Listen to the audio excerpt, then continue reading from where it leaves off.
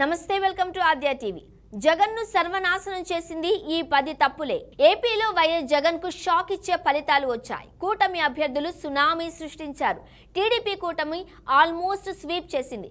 Why not 175 నుంచి ఇప్పుడు YCP single digit సీట్లకే పరిమితం కావడం హాట్ టాపిక్ గా మారింది. ఇంతకీ ఇలాంటి పరిస్థితి రావడానికి కారణాలేంటో చూద్దాం.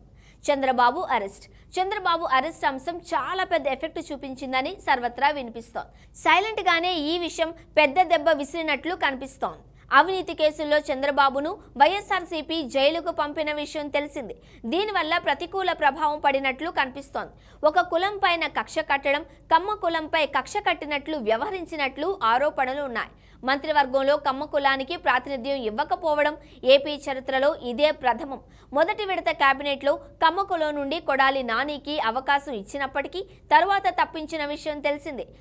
రాజధాని మార్పు గట్టిగా దెబ్బకొట్టింది. రాజధాని మారుస్తానని ప్రకటించడం తప్ప 5 ఏళ్లుగా ఆయన వైజాగ్కు చేసింది కూడా ఏమీ లేదు.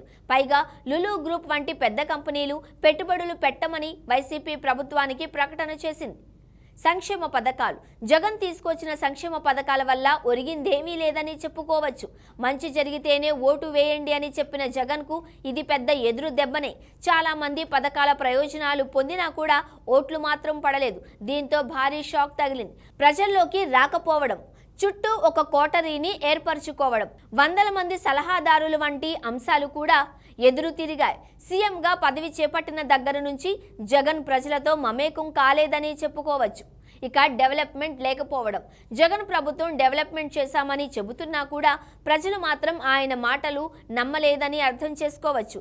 డెవలప్మెంట్ అంశంపై పెద్ద ఎత్తునే చర్చ జరిగింది. జగన్ మేనిఫెస్టో ఆకర్షణగా లేకపోవడం కూడా పెద్ద ప్రతికూల అంశమనే చెప్పుకోవచ్చు. సూపర్ 6తో టీడీపీ మేనిఫెస్టో అదిరింది. దీనివల్ల ప్రజలు అటువైపు మొగ్గు చూపి ఉండవచ్చు. పవన్ వ్యక్తిగత దూషణలు, పవన్ కళ్యాణ్ ఇప్పుడు కింగ్ మేకర్ అని చెప్పుకోవచ్చు. జగన్ ఈయనపై వ్యక్తిగత దూషణలు చేయడం కూడా ప్రజల్లో వ్యతిరేకతలకు దారి తీసిందని చెప్పుకోవచ్చు. అసెంబ్లీలో ఇష్టం వచ్చినట్లు బూతులు మాట్లాడడం, బూతుల మంత్రులు అనే చర్చ కూడా జరిగింది. దీనివల్ల ప్రజల్లో వ్యతిరేకత వచ్చిందని అనుకోవచ్చు. వాలంటరీ వ్యవస్థ కూడా దెబ్బతీసిందని చెప్పుకోవచ్చు.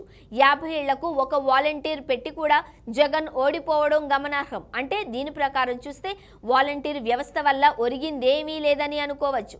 ల్యాండ్ టైటిలింగ్ యాక్ట్, భూములను రీసర్వే చేయడం, పాస్బుక్లపై జగనన్న ఫోటో వేయడం వంటి అంశాలు కూడా ఎన్నికల ముందు పెద్ద చర్చకు దారితీశాయి.